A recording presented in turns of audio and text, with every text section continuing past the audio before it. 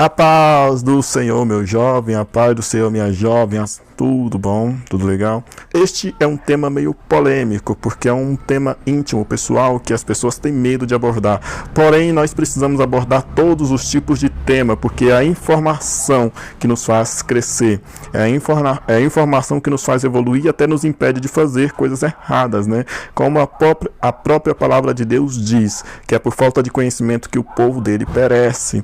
Então, o tema de hoje é: masturbação é pecado segundo a Bíblia? Como se libertar? Vamos conversar sobre isso. Eu quero aqui deixar um texto base que se encontra no Evangelho de Mateus, capítulo 5, versículo 28, que diz assim: Eu, porém, vos digo, que todo aquele que olhar para uma mulher para cobiçar, já em seu coração cometeu adultério com ela. É isso que está escrito no Evangelho de Mateus, no capítulo 5, versículo 28. Jesus, neste versículo aqui, ele está interpretando a lei, porque tanto os doutores da lei, os fariseus quanto o povo da época interpretavam a lei de um sentido literal, ou seja, adultério era quando você se deitava com a mulher, ou quando a mulher se deitava com o homem, isso era adultério. Porém, Jesus ele foi muito mais longe. Ele falou que só de você olhar para uma mulher, de você cobiçar essa mulher, você já adulterou com ela, ou seja, você adulterou com a mulher sem nem ela saber que você adulterou com ela. É isso que Jesus fala no seu discurso. Quando a lei de Moisés diz não cometerás adultério, eles imaginavam que esse adultério era somente no ato físico. E então Jesus chega e fala: vocês não estão cumprindo a lei, ou seja, eles se orgulhavam por estarem fazendo as coisas conforme a lei, e chega Jesus e fala: vocês não estão cumprindo a lei, porque a lei não é simplesmente um ato literário, né? Não é só algo literal. Então vocês estão fazendo as coisas da maneira errada. Ou seja, eu posso cobiçar uma mulher, mas não posso me deitar com ela. Jesus diz: está errado. Você não pode nem se deitar e muito menos cobiçar uma mulher. Porque a lei era muito mais do que isso. A lei era muito mais profunda do que aquilo. E então Jesus pega e dá a interpretação correta para as pessoas, né? E a Bíblia fala: quem tem ouvidos para ouvir, que ouça. Um bom exemplo disso é a história da mulher adúltera, né? Ela é pega no ato de adultério e então as pessoas pegam aquela mulher, levam até Jesus para que Jesus desse o veredito. Claro que eles não estavam preocupados com a lei, queriam pegar Jesus num ato falho, né, numa contradição, né? Então eles queriam que aquela mulher fosse apedrejada, sim. E então Jesus, olhando, ele falou: aquele que não tem pecado, que atire a primeira pedra. E então, após Jesus dizer isso, todos foram embora, ninguém teve coragem de atirar a primeira pedra, porque todos sabiam que tinham pecado. Ou seja, ali poderiam ter pessoas que nunca adulteraram fisicamente, porém já adulteraram em pensamento. Ali poderia ter pessoas que nunca chegaram a se prostituir, mas se prostituíram em pensamento. Então eles sabiam que eles também tinham pecado. Não era simplesmente o pecado daquela mulher, não era maior do que o pecado deles, porque o dela foi físico e o deles foram apenas mentais. Então, agora eu te pergunto, qual é o principal pecado que você está cometendo contra Jesus? Outra questão é que a Bíblia condena não só o adultério, mas também a fornicação. E o que é fornicação? O ato sexual antes do casamento. Resumindo, fornicação é isso.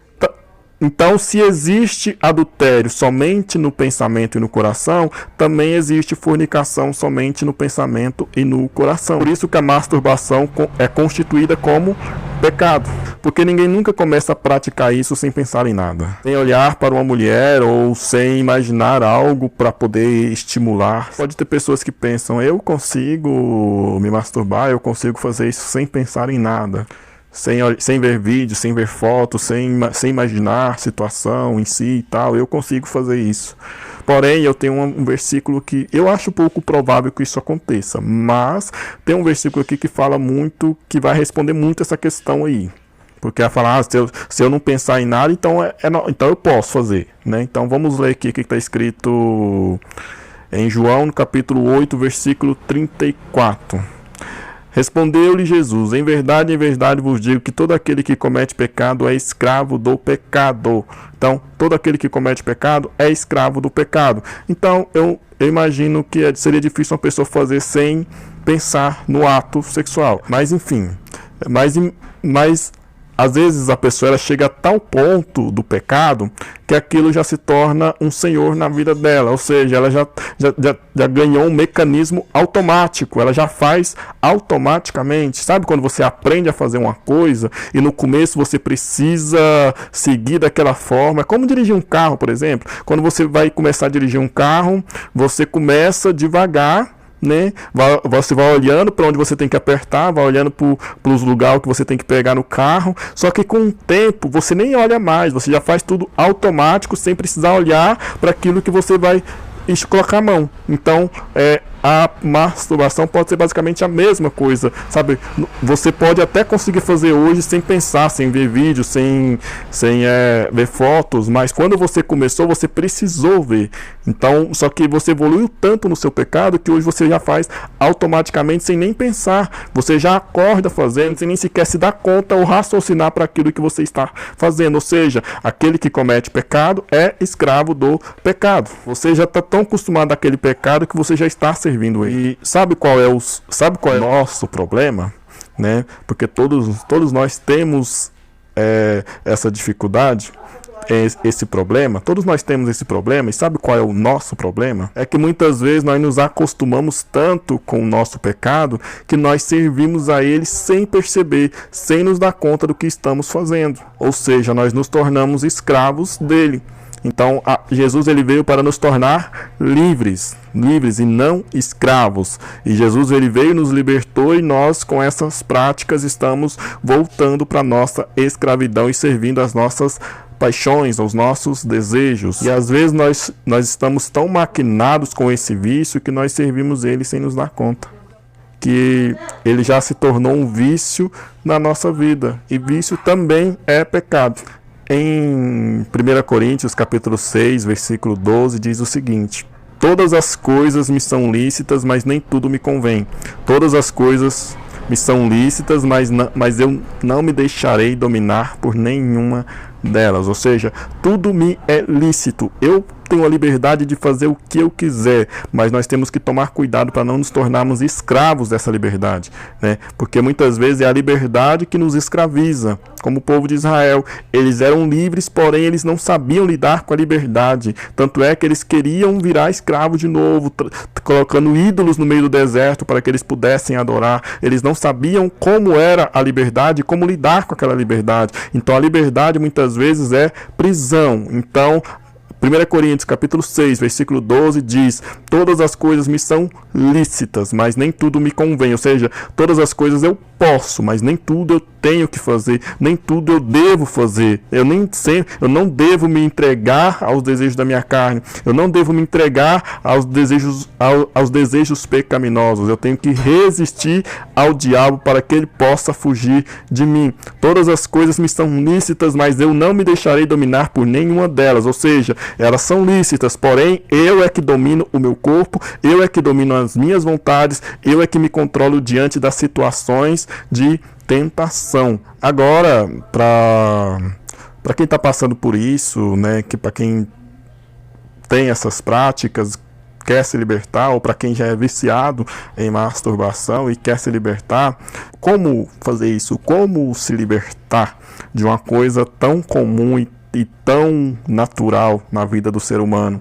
O primeiro passo para você se libertar é você querer se libertar. Porque hoje em dia tem muita gente que vive nessa prática, que é viciado fervorosamente, mas não quer se libertar. Pelo contrário, essa pessoa quer se libertar das pessoas que querem ajudar, das pessoas que reprovam aquela atitude, das igrejas, do pastor, de tudo aquilo que tenta ajudar ele a sair daquela escravidão. É dessas pessoas que essa pessoa quer se libertar, mas não do vício em si. Então a pessoa ela só se liberta quando ela quer se libertar. Não adianta você sair do Egito, você precisa tirar o Egito de você.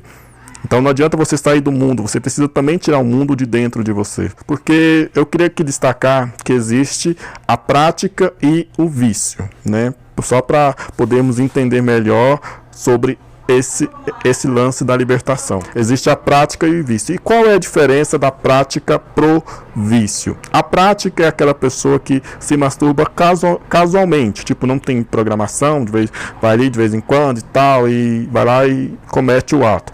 O vício é aquela pessoa que fica ali constantemente, não consegue ficar um dia sem fazer. Né? Ou seja, por exemplo, eu era viciado em videogame, já fui viciado em jogo de dama, e acaba que quando você é viciado, você fica meio que naquela abstinência. Enquanto você não fizer aquilo, você não vai sossegar. Aí depois que você faz aquilo que você acha que vai ficar tranquilo, aí você quer fazer de novo, e de novo, e de novo, e de novo. Então, o vício é uma coisa terrível, que vai te fazer escravo daquilo e querer fazer você cometer aquilo a todo momento. E quando você faz aquilo, você pensa que vai se sentir mais tranquilo, aí é que você se sente mal, mas ao mesmo tempo com vontade de fazer mais. Mas ambas as práticas são pecado, tanto a prática quanto o vício. Porque muita gente pensa que fazer isso casualmente não é pecado, mas aí é que se engana. Porque o pecado é pecado não é pela prática, mas é pelo pecado em si. Se você fizer só uma vez, já é pecado. Não precisa ficar praticando o tempo todo, basta uma vez para se tornar pecado. Quantas vezes Adão comeu o fruto proibido? Ele não chegou lá e ficou comendo toda hora daquele fruto. Apenas uma mordida no fruto já caracterizou aquilo como pecado. Então o pecado ele não é pecado pela constância, pela repetição, mas sim pelo ato em si. O primeiro passo é entender isso, você querer se libertar, você entender que tanto a prática quanto o vício é pecado. O segundo passo, que está totalmente atrelado ao primeiro, é o arrependimento. Você precisa se arrepender.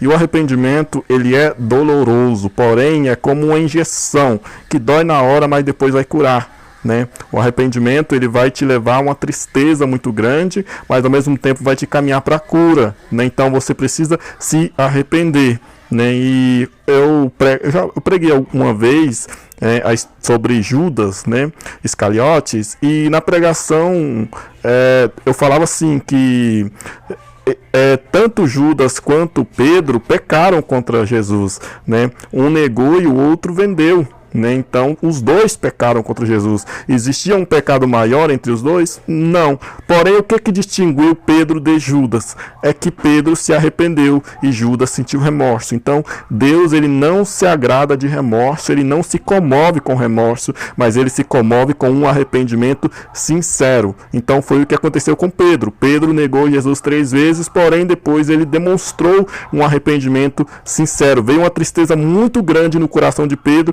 e através daquela tristeza, Pedro foi curado e liberto daquela culpa, e então ele começou a fazer tudo diferente daquilo que ele tinha feito antes. Ou seja, é isso que promove o arrependimento, fazer diferente daquilo que nós fizemos antes. Então, um dos passos principais, né, depois de você reconhecer que você quer se libertar, você precisa se arrepender.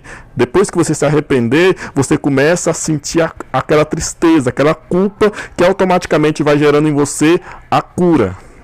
Eu quero ir para destacar muito isso aqui, eu quero citar, né, um provérbio de Salomão, lá no capítulo 28, versículo 13, que diz assim: o que encobre as suas transgressões não prosperará, mas o que confessa e deixa alcança a misericórdia. Ou seja, o que encobre as suas transgressões, aquele que oculta, aquele que esconde, aquele que não se arrepende, aquele que não sente culpa, esse não prosperará, porque o mundo pode não ver os teus pecados, o mundo pode não ver os teus erros, porém Deus vai ver. Então, se você tá com aquele pecado de estimação, as pessoas podem não estar vendo isso, mas Deus está vendo. E a segunda parte do versículo é aquela que vem na cura, aquele que confessa e deixa prosperará. Então nós precisamos confessar o nosso pecado para Deus e depois abandonar esse pecado para podermos prosperar. Então, uma vez tendo arrependimento, é o sinal de que você realmente quer parar com essa prática. Então você agora começa a lutar contra isso. Então o próximo passo é poder lutar contra isso, porque não adianta você se arrepender,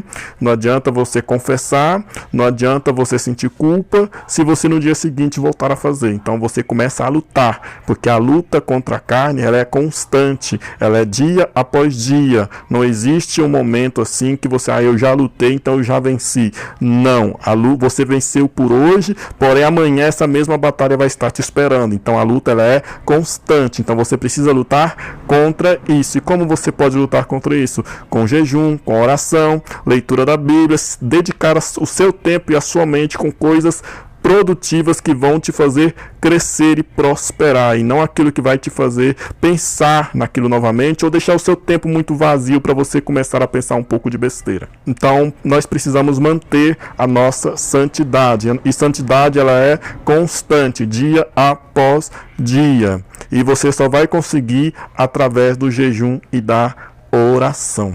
Então nós precisamos lutar contra. Então como que nós lutamos contra? Fugindo daquilo que vai nos levar àquilo. E isso não é só para você que é cristão, não é só para você que está na igreja, é para você também que não está na igreja, para você que não frequenta igreja nenhuma. Esta palavra também é para você, esse vídeo também é para você, porque na psicologia, a psicologia fala sobre vários malefícios da masturbação, e dentre esses malefícios existem 3 principais, que é a depressão, a baixa autoestima e a ansiedade. Então existem muitos malefícios, e às vezes você pensa, porque o Ronaldo é cristão, então esse vídeo é só para cristãos. Não, esse vídeo é para a sua saúde mental, é para a sua saúde física e para a sua saúde espiritual, porque todos esses atos prejudicam todas essas áreas. Ele prejudica a nossa saúde mental, prejudica a nossa saúde física e a nossa saúde espiritual. Então eu quero lançar um desafio para você,